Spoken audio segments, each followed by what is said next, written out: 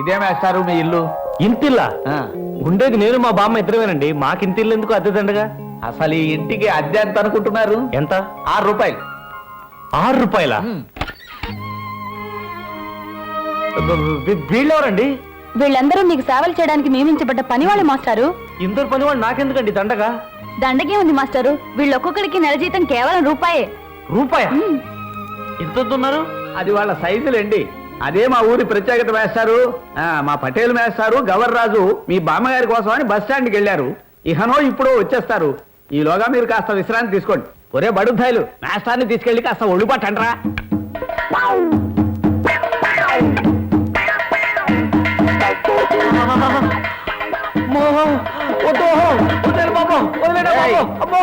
చక్కగా పట్టండి, గట్టిగా పట్టండి. చాలా దూరం నుంచి వచ్చారు బాబోయ్. మీ ఊరు పాడుగాను తప్పైనదే బాబోయ్. అమ్మా అమ్మా. Many happy returns of the day సర్వం గారు. పుట్టినరోజు నాడు అలా దిగులుగా కూర్చున్నారేమిటి? ఏం చేయమంటావు ఊర్వశి? 44 ఏళ్లు నిండిపోయాయి. ఒక్కో పుట్టినరోజుకి ఒక్కో మైలు చొప్పున శ్మశానానికి దగ్గరైపోతున్నాను. పెళ్లి పెటాకులు లేకుండానే ఎప్పుడో ఇలా బ్రహ్మచారి కుంకలాగానే బాల్చి తన్నేస్తానేమోనని ప్రతి పుట్టినరోజు నాడు నేను బాధపడుతూనే ఉన్నాను. మా నాన్న రేపు నిద్ర లేచి పెద్దవాడు పెడతానన్నారు. ఎందుకు? అక్కడ నిద్రపోవడానికే? కాదు, ఏదో సంబంధం ఉందట. అక్క పెళ్లి గురించి మాట్లాడి వస్తా అన్నారు. ఆయన ఎక్కడ మాట్లాడతాడు ఊర్వశి? ఇవన్నీ జరిగే పనులేనా?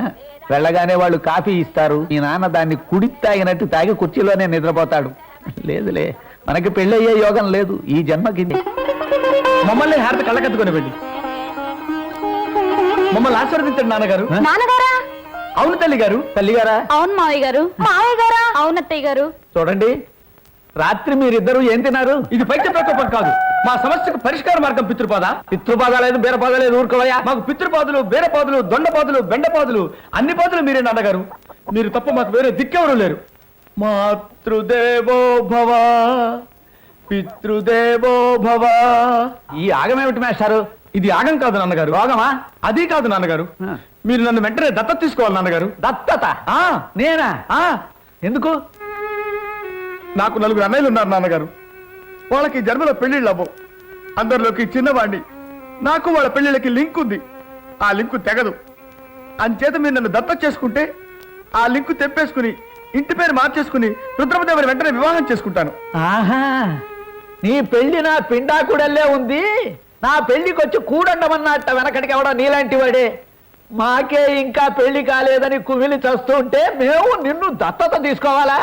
అవును నాన్నగారు. ఎస్, తప్పదు. మీరు అమ్మగారు ఆ పని చేసి తీరాలి. మాతృదేవో భవ. అమ్మా, నువ్వైనా నాన్నకి చాప్. ముందా చెయ్యదులు, ఇలా దూరంగా రా. ఇంకొక మాట మాట్లాడినా నీ పేగులు తీసేస్తాను. మర్యాదగా ఇక్కడి నుంచి పో. మావయ్య గారు. ఇదిగో ఈ అమ్మాయిని కూడా తీసుకెళ్ళి. నాన్నగారు,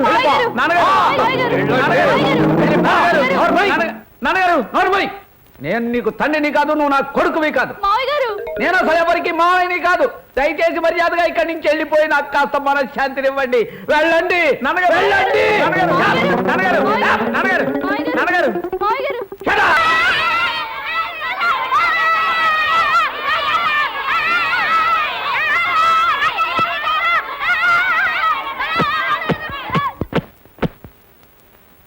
చిట్టి చిట్టి తమ్ముళ్ళు, చిన్నారి చెల్లాయిలు. మాస్టర్ గారు క్లాస్ రూమ్ లోకి రాగానే నిశ్శబ్దంగా లేచి నిలబడి నమస్కారం మాస్టర్ అనాలి. మీరు నమస్కరించేది నాకు కాదు, మనందరికీ విద్యను వరమిచ్చే చదువులో తల్లి సరస్వతీదేవికి. ఏదనండి? నమస్కారం. కూర్చోండి. చాలా మంచి పిల్లలు. నేను మీకు అన్నయ్య లాంటి వాడిని, మీ వాడిని.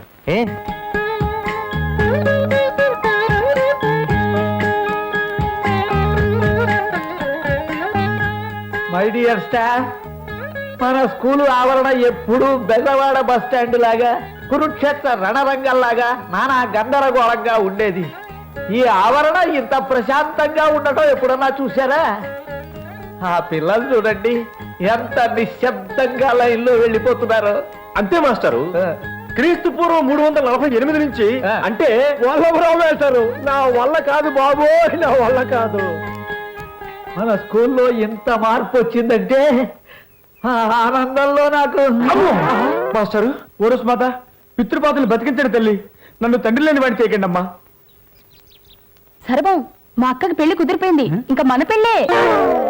నిజమే. ఉత్తినే మీకు స్పృహ తెప్పించడం కోసం అలా చెప్పా. పోన్లేండి, ఈ ఘటికుడైన కొత్త మాస్టారు ఆ పిల్ల రాక్షసుడు పీచమనసగలడన్న నమ్మకం ఏర్పడిపోయింది నాకు. కానీ ఆ దుర్మార్గుడు ఇవాళ అసలు స్కూల్కే రాలేదే. ఏ మురుగుంటలో చేపలు పడుతున్నాడు, ఏ ముష్టి వ్యధం చెప్పుచ్చు కొడుతున్నాడు. అంచేత ఆ పటేల్ మాస్టారు సార్, మీరు ఎలాగైనా ఆ పిల్ల రాక్షసుని కలుసుకుని ఒప్పించి రేపు వాడిని స్కూల్కి తీసుకొచ్చే బాధ్యత మీది. అదే నీ దరిద్రపు ఫేస్ ని. వద్దు పితృపాద వద్దు, వాడు బూతులు తిడతాడు. అమ్మో అమ్మో, ఆ బూతులు నేను భరించలేను తండ్రి. అమ్మో. మావయ్య గారి మాట కాదనకండి. మీ ఈ పని చేయనంటే మిమ్మల్ని దత్తత తీసుకోనంటారు. ఇంక ఈ జన్మలో మన పెళ్లి కాదు. అలాగా అయితే పెడతాను. ఆ పిల్ల రాక్షసుడి సర్వాంగ సుందరమైన భాషకి స్వచ్ఛందంగా బలైపోతాను. అమ్మో. ఒరే ఒరే ఒరే దొంగ పిల్లడా! బామ్మా, ఇంత అందమైన ముగ్గులు నువ్వేసావా? నా శాతం నా వల్ల ఏమవుతుందిరా? మొన్న రథం ముగ్గేస్తుంటే విమానాకారంలో వచ్చిందన్నావా లేదా? ఈ ముగ్గేసిన పిల్ల పక్కింటి పంకజచ్చి. అమ్మాయి పంకజం ఇట్రా. ఈ అమ్మాయి బాగుందా? ఓ, నువ్వు ముగ్గు గురించి అడిగావు కదూ? బాగుంది, ముగ్గు బాగుంది.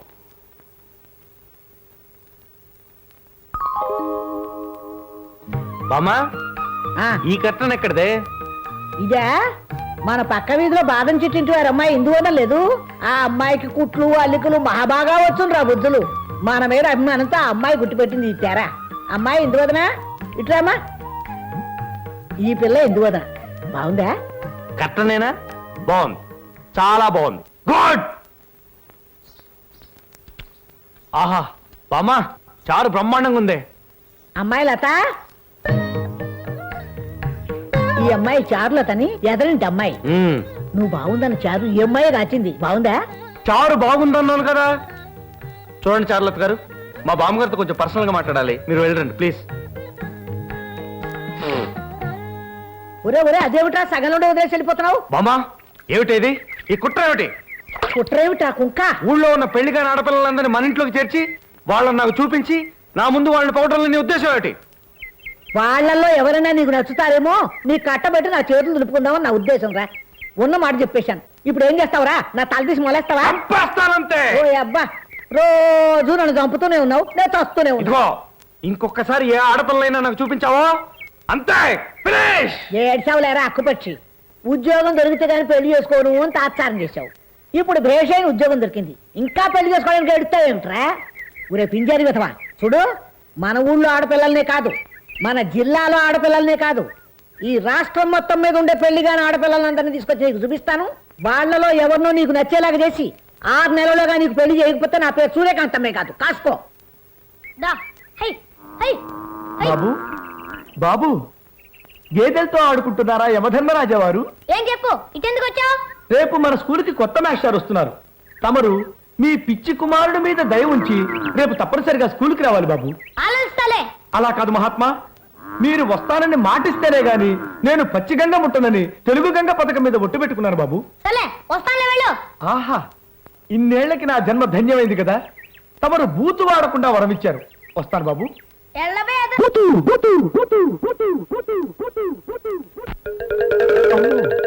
అమ్మో, కొసమెరుపు ఇలా ఇచ్చావా నా తండ్రి? ఆహా, మొత్తం నా ఫేసుకే, అమ్మో, ఫేసుకే పెట్టావన్నమాట పెటకం. అమ్మో అమ్మో. ఏమిటి, హెడ్ మాస్టర్ గారికి ఏమైంది? క్రీస్తు శకం 609 నుంచి 642 వరకు, అంటే ఇప్పుడు మన హెడ్ మాస్టర్ కనిపించాకండి మేస్టారు. 2వ తరగతి కుర్రవాడు వచ్చిన రాకెట్ బొమ్మ బాడీ మీరును.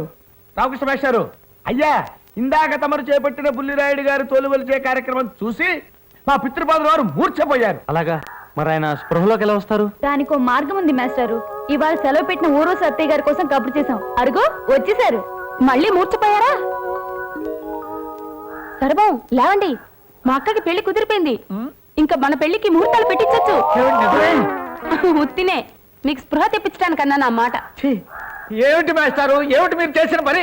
ఏది మాస్టారు? అదే ఆ బుల్లిరాయుడు గారిని కొట్టడం విషయం గురించి అడుగుతున్నాను. స్కూల్కి ఆలస్యంగా వచ్చి తప్పు చేశాడు. పైపెచ్చు క్లాస్ రూమ్ లో బండబూతులు మాట్లాడుతున్నాడు. అందుకే అతను కొట్టాను. అందులో తప్పే ఉంది. బుల్లిరాయుడు గారిని కొట్టడంలో ఉన్నది తప్పు కాదు గురు, ముప్పు. అదే మా బాధ ఇప్పుడు. మాస్టారు ఇలా కూర్చోండి. ఈ స్కూల్ని పెద్దరాయుడు గారు తన స్వార్జితంతో వారి నాన్నగారి పేరు మీద కట్టించారు.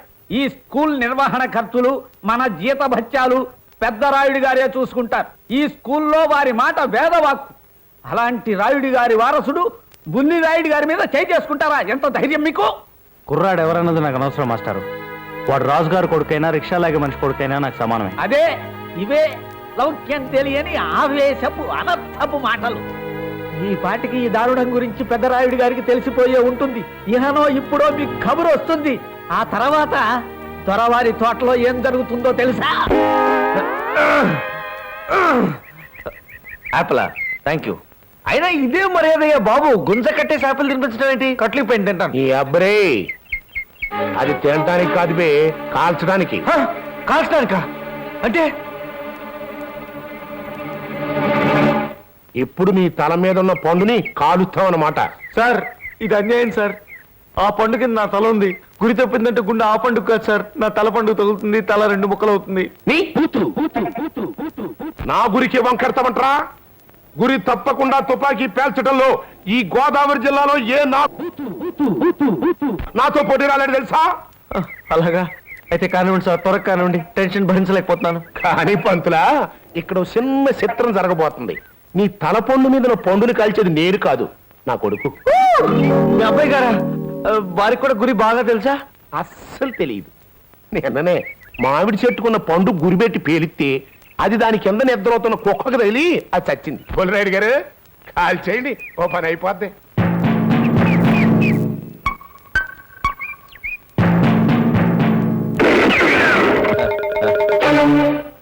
అయ్యో బాబోయ్, అదేం శిక్ష అండి బాబు? అదే నాయన, ఆ శిక్షకి భయపడే మేమంతా సగం చచ్చి ఆ పసివెధవ వాడే బండబూతుల్నే పరభాషా నీతులని సరిపెట్టుకుంటూ నెట్టుకొస్తున్నాం. పాపం ఆయన్ని చూడండి. అవధాని మాస్టర్, నీ అబ్బా అన్న మాట వింటేనే పరిగెత్తికెళ్లి గోదావరిలో 16 మునకలు మునిగి బంకమట్టితో చెవులు తోముకుని వచ్చేవారు. వీరి స్కూల్లో చేరిన మొదటి రోజునే బుల్లిరాయుడు గారు వాడిన బూతు వాడకుండా 30 గంట ఇచ్చిన బూతు కార్యక్రమం విని గుడ్లు తేలేసి ఎగశ్వాస దిగశ్వాస అయి పడిపోయారు. ఆ కుర్రాడికి బుద్ధి చెప్పడం, బోధపరచడం మా వల్ల కాదని మాకు తెలిసిన విషయమే. ఆ టైంకి నువ్వు నాకు గుర్తొచ్చావు. మావాడైతే కుర్రాడికి బుద్ధి చెప్పగలడని మా హెడ్ మాస్టర్ గారికి చెప్పాను. వాడు నేను పిలిపించారు. కష్టమైన ప్రశ్నలు అడిగితే మీరు జవాబులు చెప్పలేరేమోనని ఇంటర్వ్యూలో మిమ్మల్ని అతి తేలికైన ప్రశ్నలు అడిగాం. ఈ స్కూల్ మాస్టర్ల జీతం 1500కి మీరు ఒప్పుకోరేమోనని మేమంతా చందాలేసుకుని మీ జీతం 4000 చేశాం. మీరుండే ఆ ఇల్లు ప్రపంచంలో ఎక్కడైనా 6 రూపాయలకు అద్దెకు దొరుకుతుందా మాస్టారు? స్వర్ణయుగమైన గుప్తుల కాలంలో కూడా ఆ ఇంటికి అద్దె నెలకి 600 రూపాయలు. మిగిలిన 594 రూపాయలు మేము వేసుకుని మీకు ఆ ఇల్లు ఇప్పించాం మాస్టారు. నెలకు ₹1 జీతాలు ప్రపంచంలో పనివాళ్ళు ఎక్కడైనా దొరుకుతారా మాస్టారు? వాళ్ళు రాయుడు గారి పాలేళ్ళు. వాళ్ళకి ఒక్కొక్కడికి 200 రూపాయలు జీతం. మిగతా డబ్బులు మేము వేసుకుంటున్నాం. మీరు మా జాతకాలు మారుస్తారని, మేము రైస్ మిల్లో పనిచేసే అవస్థ తప్పిస్తారని మిమ్మల్ని పిలిపించి మా తలలు తాకట్టు పెట్టుకుని మేము చందాలేసుకుని ఇన్ని ఏర్పాట్లు చేస్తే మీరు పెద్ద హీరోలాగా బుల్లిరాయుడు గారిని వీరబాదుడు బాది మా పీకల మీదకి తీసుకొస్తారా మాస్టారు?